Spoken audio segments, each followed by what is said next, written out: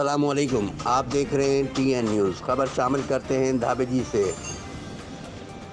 دفاع امن کونسل پاکستان کی میٹنگ ضلعی صدر محمود علی خٹک کی سربراہی میں دھابے جی شیخ عبدالمجید سندھی کالونی میں منعقد کی گئی، جس میں بڑی تعداد میں اہل علاقہ اور مختلف برادری کے لوگوں نے شرکت کر کے دفاع امن کونسل میں شمولیت کی۔ اس موقع پہ ضلع ٹھٹہ کے نائب صدر محمد علی نائک نے کہا کہ وطن اور پاک فوج کو پیار کا اظہار کا دفاع امن بہترین پلیٹ فارم ہے، جس میں بڑی تعداد میں نوجوان اور بزرگ شمولیت کر رہے ہیں۔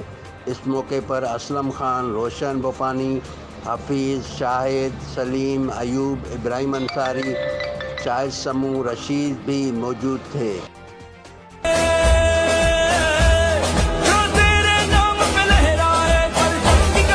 کیمرہ مین ٹیم کے ساتھ شاہد سمو، ٹی این نیوز، دھابے جی۔